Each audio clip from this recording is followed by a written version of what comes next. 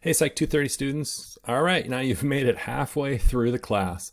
Okay, so we are now moving on to section 3 and just kind of put ourselves in our location in the class. Again, it is halfway through, so hopefully you just finished up exam 2. I took a quick look at the scores on exam 2 and looks like you all did pretty well. I will be going in the next day or two and adding partial credit for any of the work that you uploaded, and then I'll make changes to those grades. And then once I've done that, then I'll upload those to Canvas. So once they make it to Canvas, those are your official grades for that exam. I'll also put in the chapter 8 problem set grades and so on. So I'll try to get up to date with your grades here in the next couple days.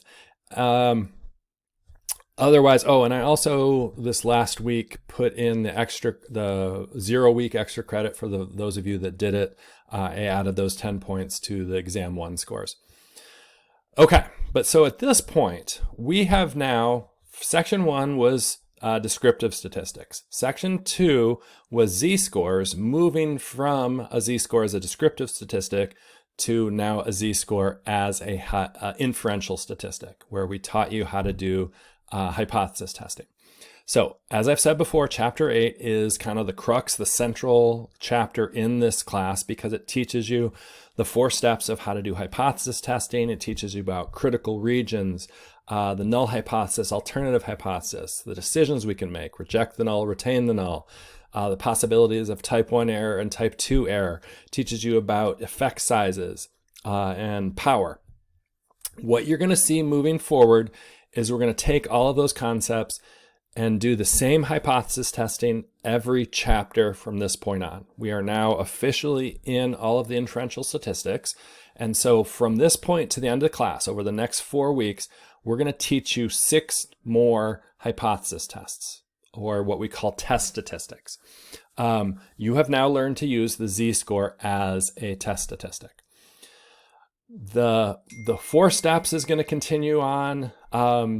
Again, all that's kind of similar. That doing an effect size will continue on. One thing that I will tell you that is not going to continue on is power. So we taught you how to do power, how to calculate it in chapter 8. We're kind of done with that for now. So if that was a struggle, then you don't have to worry about it. But what you'll find over the next 4 weeks is that hopefully the process of doing hypothesis testing starts to sink in. It'll become more repetitive. You'll hopefully, get better and have more comfort with it. That's kind of the goal. That is typically what happens for most students. So again, you can be at this point in the class doing pretty well on the problem sets, pretty well on the exam, still feel a little bit lost with why we're doing some of the things we're doing and some of the conceptual side of it. That's, again, very normal. My hope is over the next 4 weeks that starts to become more clear to you, help get some understanding, but most students it's kind of a loose understanding. So just be ready for continuing to do the same thing. The main thing, if we think about the 4 steps of the hypothesis test, only one of the steps really is going to change all that much, and that's step 3, which is when we do all the calculations. Each chapter from this point on will be just a different way of doing the calculations. So you'll be given different formulas, and then you just have to plug in the numbers and do the calculations. So what a lot of students start to like about the class actually is the math. That's the part where they feel the most comfortable. They can kind of get the answer, they can get it right, and they feel pretty good about that. They'll still struggle sometimes understanding why they're making the decisions they're doing, why they're doing some of the steps that they're doing, but they feel pretty good about the math. That's pretty typical. Specifically in section 3, so for the next 2 weeks, we are going to cover what is called a T statistic. So a z-score works great, but only works in very limited research setups or methodologies. What you'll see is that we then need to create new statistics for different types of research methodologies. And the T statistic is one of those. And actually, we're going to learn 3 different versions of the T statistic. Chapter 9 is going to be what we call a single sample T statistic. That will be very similar to a z-score. Then we're going to learn in chapter 10 the independent T statistic. That will be a little different because now instead of one group, we're going to have two separate groups, like maybe an experimental group and a control group, or males and females. So we're going to be able to compare the groups and see if the groups are different on some measurement. And then we're going to do the dependent T statistic, which is going to allow us to look at one group, but measured twice to see if they've changed or had different scores under different conditions. So that's what we're going to be covering in the next 3 chapters. So it's all T statistics. They do kind of build off of each other. They initially sort of evolve from the Z-score, and then they kind of build off the T statistic. It's pretty straightforward.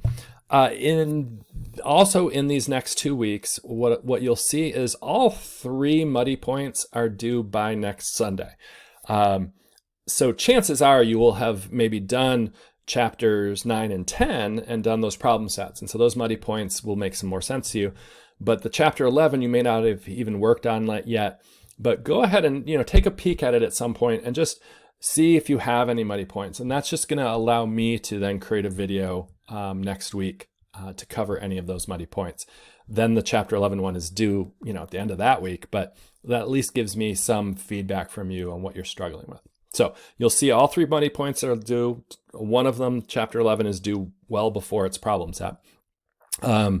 And then the second week of these 2 weeks is you're going to have the exam, but you're going to also have 2 what I call deep dive assignments. So this is where we're going to learn how to use Jamovi to calculate the independent T statistic as well as the dependent T statistic.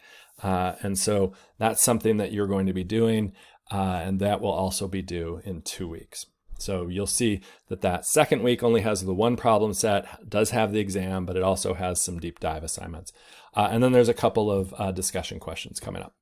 So that's kind of what we're looking at. Let me just show you a quick look at what we're seeing on Canvas. So again, week 5 this week, it's chapter 9 and chapter 10, it's single sample T and the independent T. There is a research project check-in. I already kind of know from your deep dive descriptive statistics assignment what most of you are thinking about, but if you've made any changes or whatever, this is just a quick check-in for me to see if your project is going to fit for or if your idea is going to fit for the project, and give you any feedback if I need to.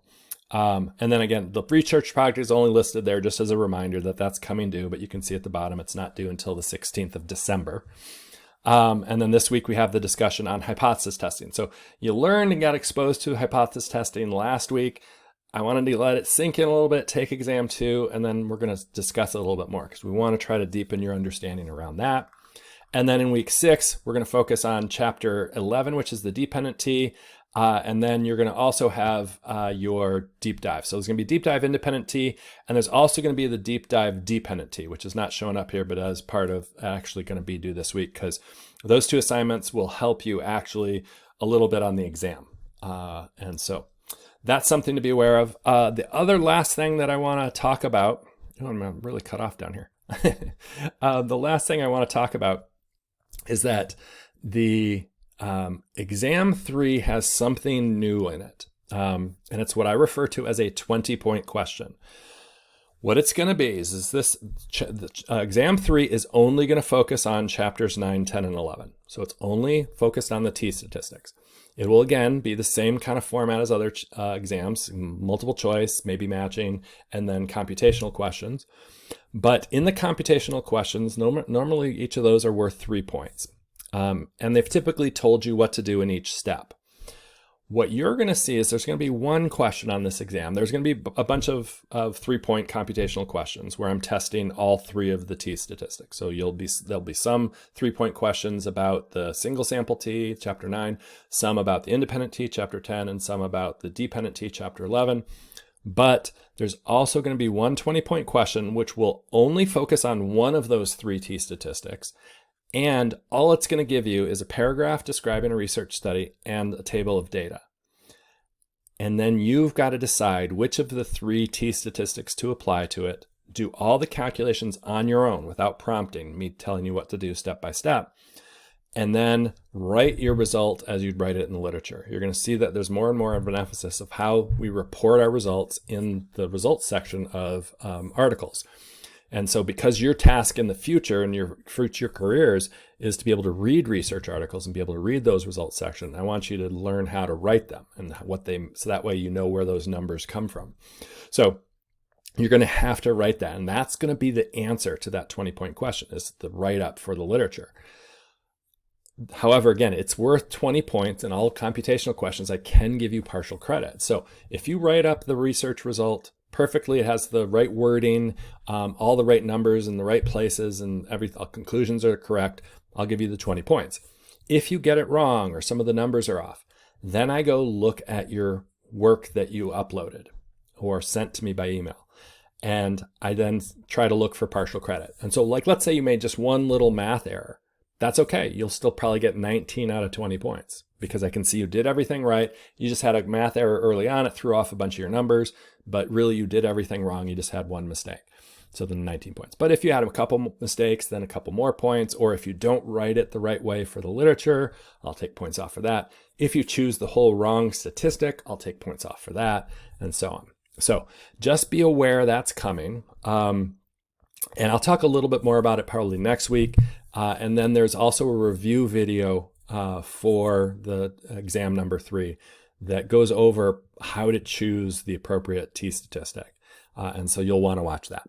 Okay, but I just wanted to give you a little bit of heads up on that. That's, again, exam's not for 2 weeks, but I wanted you to be ready for it so you can, as you're going through these chapters, again, focus in on how we write things up in the literature, and also, know that you're going to have to do a hypothesis test, start to finish, on your own on this exam. Okay, as always, reach out to me if you have any questions. Otherwise, good luck, and also have a great Thanksgiving weekend.